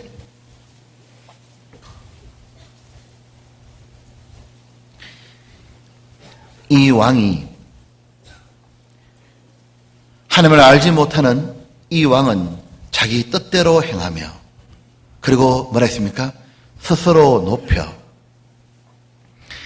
아마 우리는 이럴 겁니다.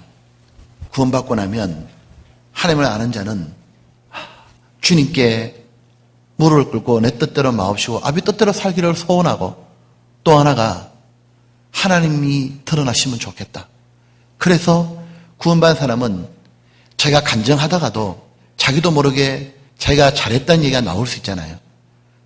그런 얘기들을 하고 나면 돌아서서 마음에 찔리는 거예요. 자기가 잘났다는 얘기가 자꾸 드러나기 시작하면 돌아서고 나면 양심이 찔리는 거예요. 부득불 해야 되는 경우도 있죠.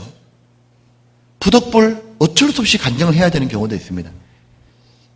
개인적으로 만나거나 신앙을 붙잡아줘야 되는 필요성이 있을 때 공개적으로 하지 못하고 부득불 몇 명이 모였을 때 해야 될 간증이 있어요. 그러지 않으면은 이 형제가 움직이지 않겠다 싶으면 해야 되잖아요, 간증을요. 하고도 돌아서고 나면은 하지 말걸. 왜냐하면 내가 잘나서 된 게 아닌데 하나님 모두 마음도 주셨고 모두 여건도 주고 된 건데 하나님 부득불 찔리잖아요. 보면 사도 바울이 그랬잖아요. 제가 부득불 셋째 안을 갔다 온 걸 막 얘기하다가 왜냐하면 하도 바울이 주변 사람들이 하는 말이 고린도 교회에서 이단들이 돌아가지고 바울 보고 뭐냐면 체험이 없다 말하니까, 바울은 신앙의 경험이 없다고 말하니까, 신령한 걸 못 봤다 말하니까 그게 무슨 사도겠냐고 이래 말하니까 바울이 어쩔 수 없이 어떻게 했냐면 내가 무익하나마 푸득불 내가 자랑하노라, 푸득불 자랑하노라 하고 뭐냐면 셋째 안을 보고 왔다. 내가 천국 내가 여러 계시를 받은 게 얼마나 많은 줄 아냐. 신장 14권을 적었잖아요. 그리고 자기가 계시 받은 것, 천국 보고 온 것 말을 하다가 그는 입을 닫습니다. 뭐라고 말했냐면 지나치게 보일까봐 그만두노라고. 왜냐하면 바울은 보이고 싶은 사람이 있었던 거예요. 바울은 누굴 보여주고 싶었냐면 예수님을 보이고 싶었지, 바울은 하나님을 드러내고 싶었습니다. 어떡한지 간에 모든 사람들이 하나님을 알아가지고 하나님 때문에 기뻐하기를 원했던 거예요. 자기가 드러나기를 원하지 않았던 거예요. 구원받은 특징이 뭐냐면 자기가 드러나고 올라간다 싶으면 그게 계속 마음에 송사가 되는 거예요. 마음에 찔리고 반대로 간증할 때도 하나님이 이렇게 해줬습니다, 하나님이 이렇게 해줬습니다, 그런 말을 하고 나면 그렇게 마음이 기쁘고 좋은 거예요. 그러나 이것은 구원받기 전의 삶하고는 완전히 다른 거예요. 구원받기 전에는 항상 어디 가면 뭘 얘기했냐면 자기 PR을 했습니다. 내가 어떤 사람이고 내가 뭐 했고 내가 어떻게 살아왔고 맨날 그 얘기했잖아요. 근데 구원받고 난 다음엔 신앙이 성장하고 시간이 지나갈수록 뭐냐면 내가 뭐 했고 내가 뭐 했고 내가 뭐 했고 이런 말을 하고 나면 후회하는 거예요. 그리고 뭐냐면 하나님이 하시는 일을 기다리는 거예요. 하나님이 하시는 일을 얘기하고 싶어하고, 그것이 바로 구원받은 사람이 하나님을 아는 자의 특징이잖아요. 그리고 이 하나님을 아는 자의 특징이 또 하나 있습니다. 다니엘서 11장입니다. 여기 보면은 이게 37절입니다. 그가 모든 것보다 스스로 크다 하고 그 열주의 신들과 여자의 사모하는 것을 돌아보지 아니하며 아무 신이 돌아보지 아니할 것이라. 그러나 하나님을 아는 자는 반대로 살아가죠. 모든 것보다 스스로 크다 안 그러고, 구원을 받은 사람, 하나님을 더 깊이 알아갈수록 자기가 계속 작다고 여기시는 거예요. 그러니까 맨날 나는 못한다 생각이 드는 거예요. 참으로 신앙이 성장할수록 자기가 이렇게 느끼잖아요. 사도 바울이 그랬잖아요. 뭐라고 말했냐면 나는 사도 중에 작은 자라고 말하고, 나중에는 성도 중에 지극히 작은 자라고 말하다가 마지막에는 사도 바울이 마지막 성경을 적었던 게 디모데 전후서잖아요. 적을 때는 뭐라고 하냐면 내가 죄인 중에 괴수라고. 그러니까 신앙이 성장할수록 하나님을 알아갈수록 느끼는 게 뭐냐면은 나는 왜 이렇게 못할까? 나는 왜 이렇게 하나님 앞에 부족할까? 시간이 지날수록 뭐냐면 자기가 계속 작다고 느껴지는 거예요. 그리고 이래 말이죠. 여자의 사모하는 걸 돌아보지 않는다 그랬는데 이 안티오코 에피판에서는 어떻게 했냐면 여자가 가장 사랑하는 게 뭡니까? 자식입니다. 그 자식을 죽였거든요. 근데 하나님을 아는 자의 특징은 뭐냐면은 구원받지 않은 사람을 불쌍히 여기는 마음이 들어오는 거예요. 구원받지 않은 사람이 어떻게 했냐면은 구원 안 받은 사람인데, 구원 안 받은 사람이, 이 사람이 세상에서 높은 지식을 안 가졌다 할지라도 세상에서 별 볼일 없는 사람이잖아요. 배운 게 일천하고 그리고 가진 게 없다 할지라도 그 사람을 딱 바라보면은 그 사람 또 불쌍해 보이는 거예요. 구원을 받으면 되는데, 그러니까 심지어는 지나가는 아주 초라한 사람에도 저 사람에도 말씀을 전해보고 싶다는 마음이 드는 겁니다. 그리고 교회 내에서도 희한한 일이 벌어지는 거예요. 구원받기 전에는 세상 기준 가지고 사람을 이렇게 판단했잖아요.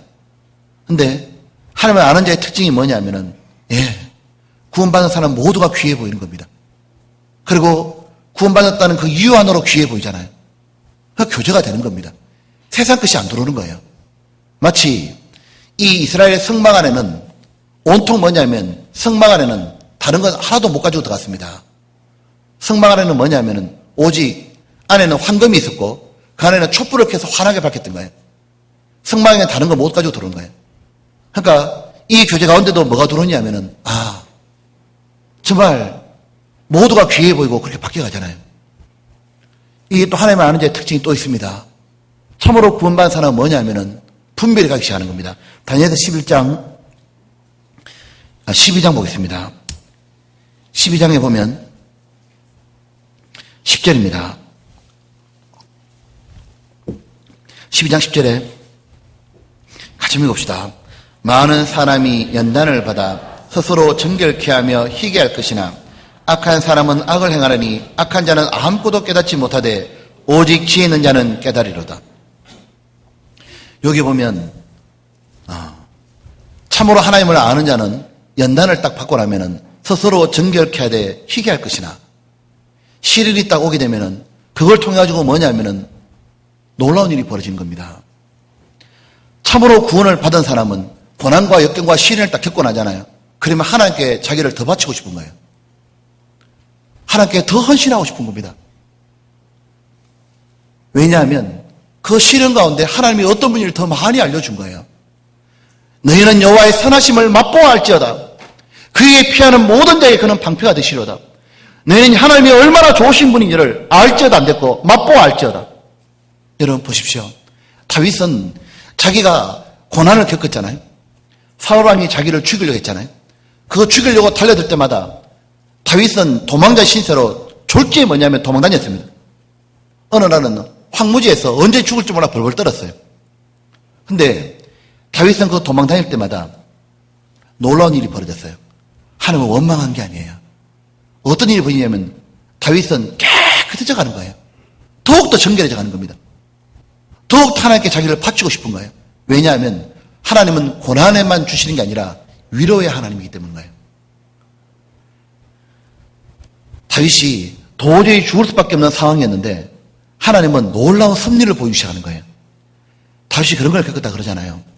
어느 날 다윗이 도망갈 데가 없어가지고 황무지에 이스라엘 땅을 가보면 황무지 같은 데 보면은 사막의 광야에 보면 동굴 같은 게 있거든요.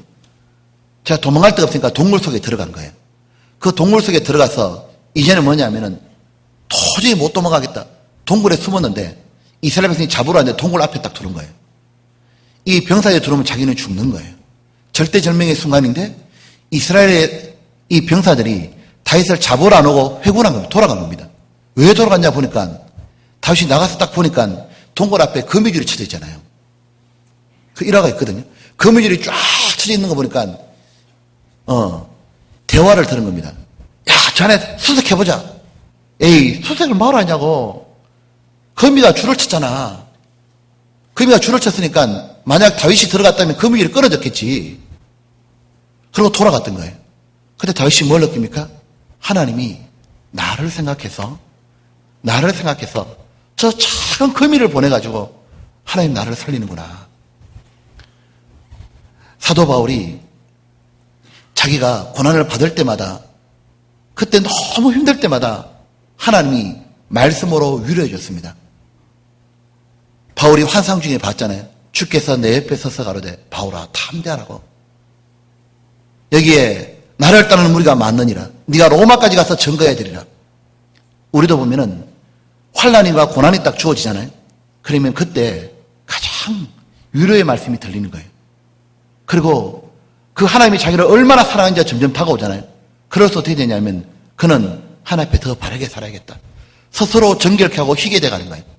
하나님을 아는 자의 특징은 뭐냐면 고난을 받아보면 아는 거예요. 고난과 시련을 딱 받아보면은 하나님을 아는 자는 훨씬 더 말씀이 잘 들어오고 그 시련 가운데 뭐냐면 내가 더 바르게 살고 싶다. 하나님이 이런 위로를 주시니까 내가 더 똑바로 살아야겠다. 스스로 정결케 하고 희게 돼가지만 반대로 쭉정이와 가라지는 다릅니다. 시련과 고난이 딱 다가오면 어떻게 합니까? 이 신앙 때문에 내가 망하게 생겼다고 죽겠다고. 그리고 어떻게 하냐면 계속해서 악을 고집해버린 거예요.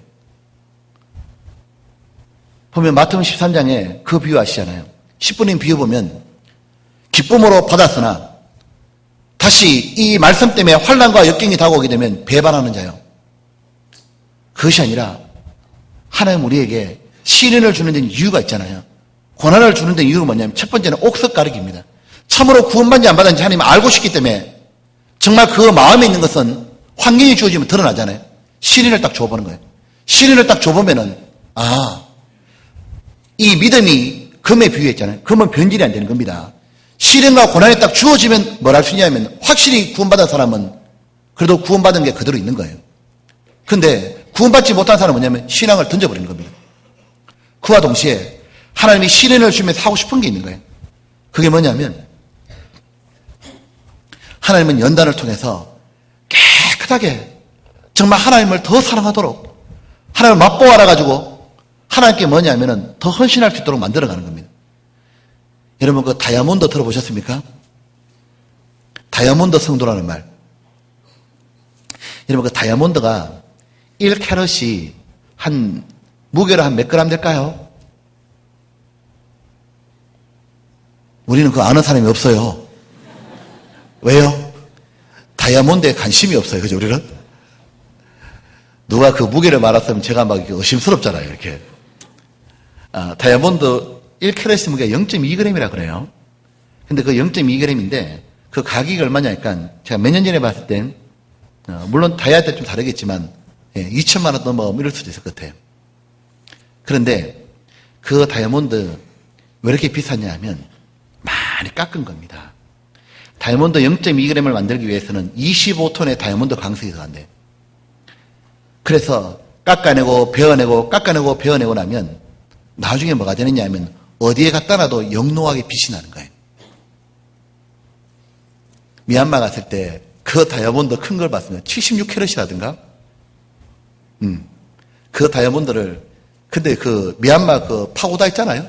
그 우상 탑 위에다 걸어놔서 좀 그렇지만 그걸 딱 걸어놓으니까 이렇게 앉았으면 다이아몬드가 백금처럼 쫙 빛나는 게 있어요. 여러분 하나님은 우리에게 뭘 원하시냐면 다이아몬드 어떤 성도가 되길 바라잖아요. 그래서 하나님은 연단을 주고 그 연단 중에서 하나님을 더욱더 알아가는 거예요. 자, 그래서 뭐가 되느냐 하면 이는 빛나는 성도가 되가는 거예요. 그리고 하나님을 아는 자의 특징이 마지막 한 가지를 또 말하고 있습니다. 다니엘은 하나님을 아는 자는 하나님을 전하고 싶다 말하는 거예요. 다니엘서 11장 봅시다. 11장에 보면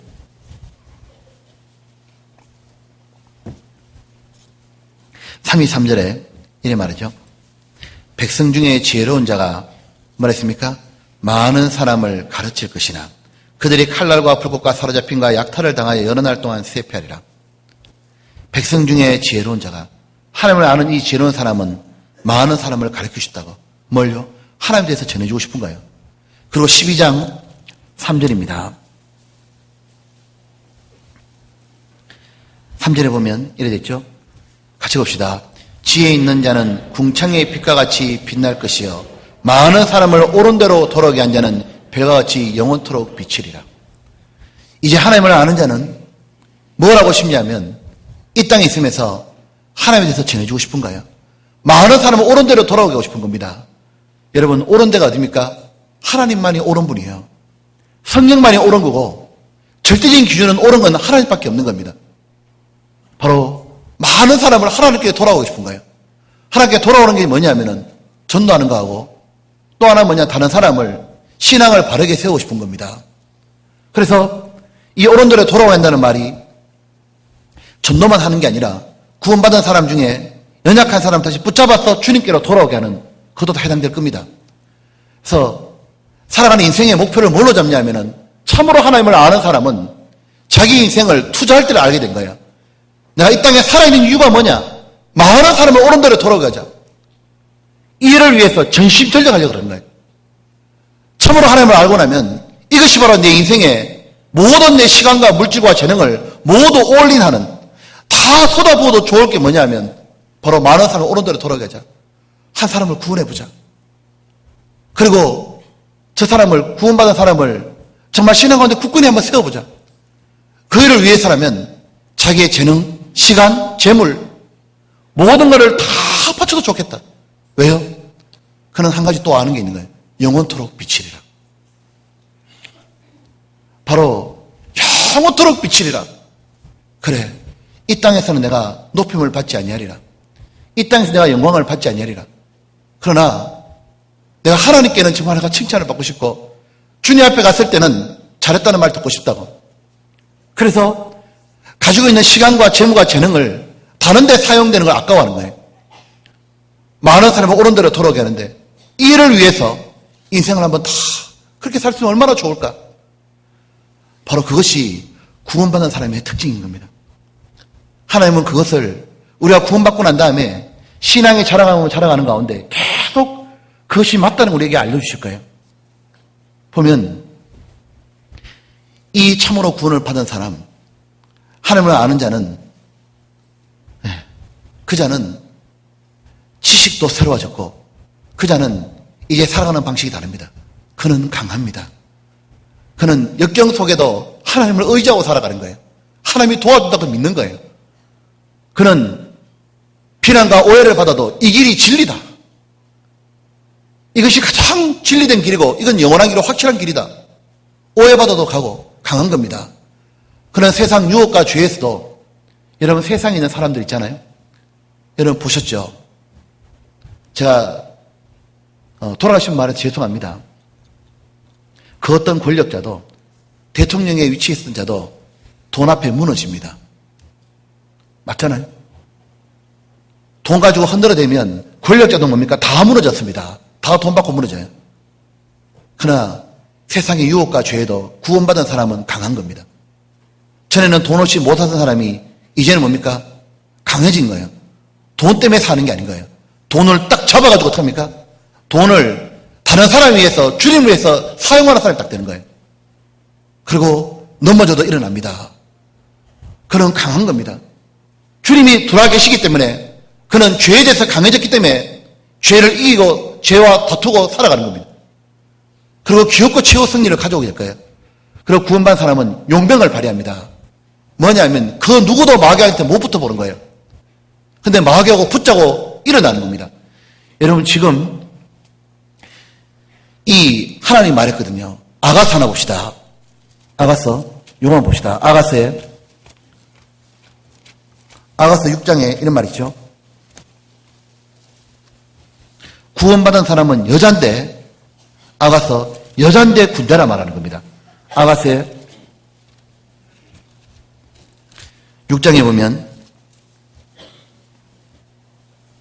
10절입니다. 10절에 같이 읽어보겠습니다.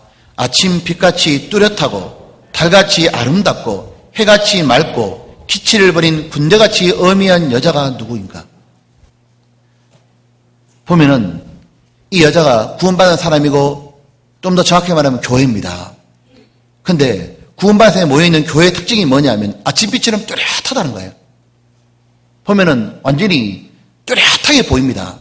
구원받은 교회와 구원받지 않은 교회는 완전히 구별이 딱 가는 거예요. 구원받은 교회는 말씀도 다르고 삶도 다르고 하는 게 모두 달라요. 뚜렷하고 하나님 볼 때는 너무 아름다운 거예요. 왜? 그들은 주님을 사랑하고 살아가는 거예요. 그 주님이 뭐라 하냐면 내 여자란 말하는 거예요. 나의 신부라고. 그런데 희한하죠. 여자이기 때문에 자기 남편 앞에 한없이 부드러운 것처럼 우리는 주님 앞에는 한없이 부드러운데 희한한 겁니다. 근데 군대인 거예요. 여자인데 약하지가 않는 거예요. 용맹을 딱 발휘하는 겁니다. 뭐냐면은 기치를 딱 버리는 거예요. 깃발을 딱 꽂고는 마귀하고 붙어붙었다 그러는 거예요. 그리고 뭐냐면 마귀하고 싸우자고 딱 나오는 겁니다. 용맹을 딱 발휘하는 거예요. 그러니까 이 울산 지역에서 있잖아요. 마귀와 누가 겁나겠습니까? 마귀는요. 울산 시장이 겁나겠어요. 죄송합니다. 이 표현에서. 아니면 현대자동차 하나 있잖아요. 중공업 있잖아요. 거기에 뭐 회장님이 뭐 겁나겠습니까? 마귀 겁 하나도 안 나는 거예요. 마귀가 제일 겁나는 게 딱 하나 있는 겁니다. 뭐냐면 제가 생각할 때 우리 교회예요. 왜요? 마귀도 질려버릴 거 아니에요? 왜냐하면 아무리 핍박해도 몇 단이라고 말해도 붙어보자고 또 나오잖아요. 또 집회하잖아요. 또 집회 준비해가지고 이 구원받은 형제자매들 어떡합니까? 마귀하고 붙어보자고 달려드는 겁니다. 전도하러 다니죠. 요거도 뭐고도 하죠. 희생하죠. 다음 주 나집회잖아요. 나집회인데 마귀하고 한번 붙어보자고 그런 마음 딱 가지고 전도하러 다니죠. 형제님들은 야가 나와서 밥 한다 그러죠. 마귀가 볼 때 질려버릴 거예요. 그러니까 마귀가 야 세상에 무슨 저런 남자들이 있자고 세상에 월차를 해가지고 회사를 안 가도 좋으니까 돈을 안 벌어도 좋으니까 밥하러 온다 그러니까 헌금해가지고 해가지고 새로운 분들을 보고 감동을 줘보자고 자매님들은 전도하고 자매님들 전도를 너무 많이 하면 밥할 사람이 없으면 우리 형제들이 하자고. 그러니까 마귀가 감당이 안 되잖아요. 그러니까 마귀가 이렇게 울산을 내다보면서 그럴 거 아니에요. 이 일을 어찌할꼬? 제가 그렇게 생각해봤다니까. 뭐냐면 예수님도 이 일을 어찌할꼬 그러잖아요. 하지만 이런 일도 들을 거예요. 우리가 그래 한번 용맹을 발휘해가지고 있잖아요. 그래 이렇게 함께 모여 전도하고 함께 우리가 정말 마귀하고 한번 붙어보자고. 우리 주님을 위해서 우리가 깃발을 들고 주님이란 깃발을 딱 들고 한번 가보자고. 마귀도 그럴 거 아니에요. 이 일을 어찌할꼬? 못 적어서 자기도 또 핍박하고 반대하겠죠. 그러나 우리는 주님이 있기 때문에 용맹을 발휘합니다. 그리고 주님이 승리하실 거예요. 주님이 우리와 함께 하셔서 또 집회를 하면 주님이 영혼을 거둬주실 거예요. 그리고 우리는 주님께 전리품을 바치게 될 거예요. 그리고 주님은 우리에게 주님이 거둬주신 걸 다시 또 달아나 줄 거예요. 우리 모두의 기쁨을 주실 거고 우리에게 이렇게 사는 게 맞다고 확신을 주실 거고 우리의 삶에 보람을 주실 거예요.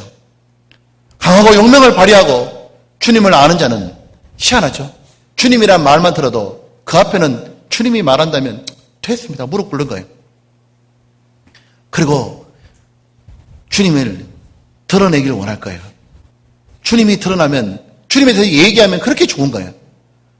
그리고 이런 과정을 연단을 거쳐서 더욱더 주님께 헌신하고 싶어질 거고 그리고 우리는 이렇게 주님 품으로 옳은 대로 돌아오게 하는 것 이것이 바로 내 인생에 살아가는 이유라고. 이걸 위해서 전심전력하는 것 많은 사람을 옳은 대로 돌아오게 해서 영원토록 하나님 주신 영광을 누리라. 그렇게 살다가 내가 주님 앞에 가리라. 그것이 바로 구원받은 사람의 특징이라겠습니다. 같이 기도하겠습니다.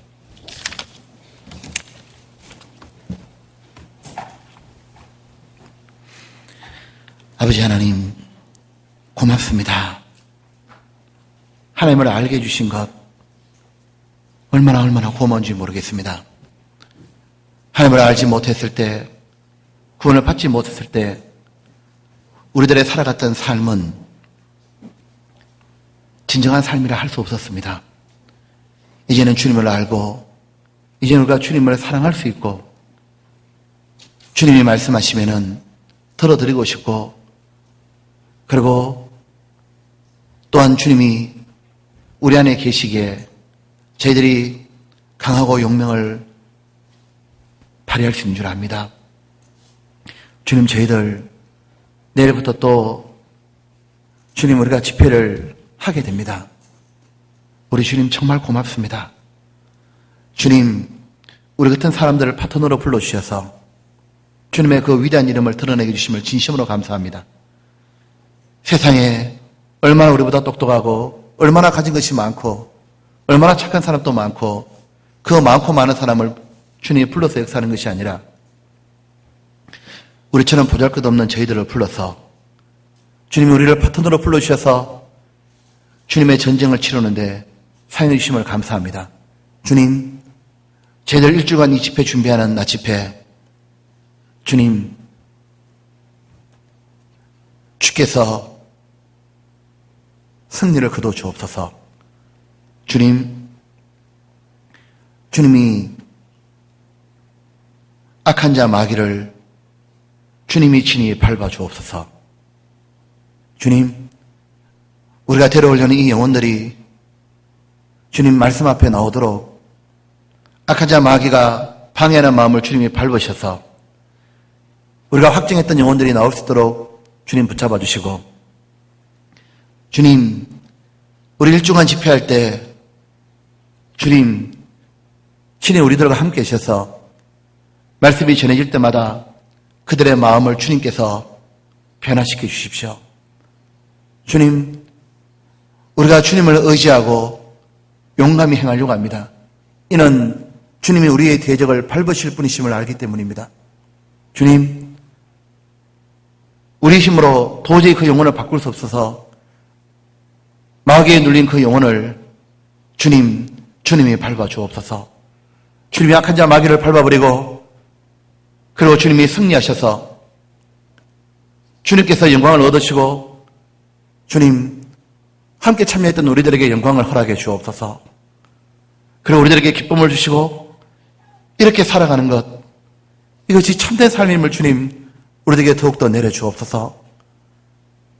아버지 하나님, 저희들이 집회를 통해서 더욱 정결케 되길 원합니다. 주님, 집회를 통해서 저 우리 마음을 희고 깨끗하게 해주시고 그리고 많은 사람을 주님 품으로 돌아오게 하는 이 일에 하나님 우리에게 영원토록 비친다는 그 말씀 주심을 감사합니다. 비록 이 땅에 살지만 영원한 것 위에 살도록 더욱 도와주옵소서. 아버지 하나님, 우리와 함께 하실 주님을 생각하고 기뻐합니다. 주님, 집회를 준비할 수 있도록 도와주신 은혜 진심으로 감사합니다. 그리고 이제 주께서 옛날 이스라엘 땅을 다니시면서 친히 저희들과 함께 해주신 것처럼 연약하고 어린 저희들과 함께 주님이 선두에 서셔서 그리고 주님이 적진을 뚫으시며 영혼들을 구원해 주실 일을 미리 바라보고 기뻐합니다. 주님, 함께 하시고 도와주옵소서. 그리고 해외에 선교하시는 모든 분들, 주님을 사랑해서 그렇게 살아가시는 모든 분들과 함께 해주셔서 그것을 주님의 역사를 보여주시고 주님이 더 많은 은혜를 내려주셔서 모든 환난과 역경, 어려운 환경에도 이기게 도와주옵소서. 주님의 역사를 더욱더 보여주옵소서. 특별히 구교구에서 전도하고 계시는 우리 최영주 목사님, 아버지 하나님, 너무 외롭지 않게 지켜주옵소서. 하나님, 음식 또한 입맛을 거의 잃은 줄 압니다. 아버지 하나님, 한국에 있을 때보다 더욱더 입맛도 되찾게 도와주옵소서. 건강을 지켜주시고 그 가운데 복음을 전할 때마다 하나님 힘있게 전할 수 있도록 도와주셔서 영혼들이 구원을 받아서 목사님에게 힘을 실어주옵소서. 그리고 미얀마 선교가 다시 하나님 힘있게 될 수 있도록 또한 도와주옵소서. 우리들 모두를 영광의 길로 걸어가게 해주신 고마우신 주님 정말 감사합니다. 이 모든 말씀을 우리를 사랑하시는 구주되신 예수님 이름으로 기도드렸습니다. 아멘. 찬송가 506장 같이 하겠습니다.